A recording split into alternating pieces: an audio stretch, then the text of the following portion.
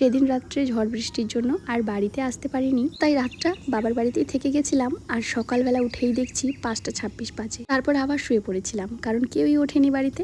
মা উঠেছিল তারপর 6টার মধ্যেই। উঠেই মা স্নান সেরে আমাদের জন্য চা করছিল। আর বরের তো আরামে আরাম। শ্বশুর বাড়ি আসলে জামাইরা থাকে রাজার হালে, আর মেয়েরা শ্বশুর বাড়িতে কেমন ভাবে থাকে সেটা তো আর বলতে লাগে না, তাই না?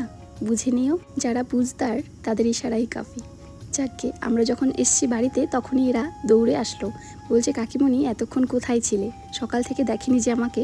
তাই আর এসেই দেখো কুলারের সামনে কেমন কেমন করছে। এই হলো বাচ্চামি। বাচ্চারা কিন্তু সত্যিই ভগবানের স্বরূপ, তাই না? এদিকে বরের দোকান যাওয়ার সময় হয়ে গেছে, তাই কিন্তু ও বেরিয়ে পড়লো। আমরা কিন্তু 9:30টায় বাড়ি পৌঁছেও গেছিলাম, আর বর এসে দোকানে চলে গেল। ওরা তো গল্প গুজব করছিল, তাই ভাবলাম শুধু শুধু বসে গল্প করছে, একটু টিভিটা চালিয়ে দিই। আর টিভি চালু করতে না করতেই বাচ্চাদের যেটা আবদার, এসেই বললো তোমার টিভিতে ভীমের কার্টুন হবে, তাহলে চালিয়ে দাও। তাই ওদেরকে চালিয়ে দিয়েই এদিকে আমার তো অনেক কাজ। উঠোন বাড়ি দেখতেই পারছো কি অবস্থা। ভাইটা আবার এদিকে মাছ দিয়ে গেল, বর পাঠিয়েছে। ঘরের সব কাজকর্ম কমপ্লিট করে বাইরে উঠোনটাও ঝাড় দিয়ে দিচ্ছি। একজন দিদি ভাই জানতে চেয়েছে আমি কেন সবসময় উঠোন ঝাড় দিই, আর কি কেউ নেই বাড়িতে? আরেকজন ভাড়াটিয়া তো থাকে, আমি বলেছিলাম।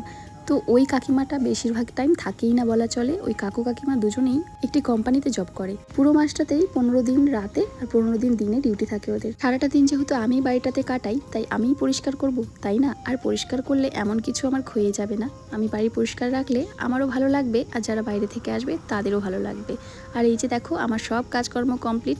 স্নান সেরে ঠাকুর পুজোটা দিয়ে দিলাম, আর ঠাকুর পুজো কমপ্লিট করেই আবার রান্নাঘরে চলে আসলাম। এক জায়গা থেকে এসে এত কাজকর্ম করতে আমার না একদমই ভালো লাগে না, কিন্তু করতে তো হবেই সংসারের কাজগুলো। তাই কিন্তু তাড়াহুড়ো করেই সব কাজকর্ম সারলাম। এদিকে রান্না বসিয়েছি।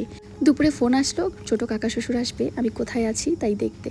তো এই যে দেখো, তারপর দুপুরে খাওয়া দাওয়ার পর রেস্ট নিচ্ছিলাম দুজনেই। তারপর একটু পরে দেখলাম কাকু কাকিমা আসলো, আর এসেই কিছুক্ষণ থাকার পর চলেও গেল। দেখতে এসেছিল কোথায় আছি কেমন আছি। সন্ধ্যের টিফিনে ছিল মুড়ি মাখা।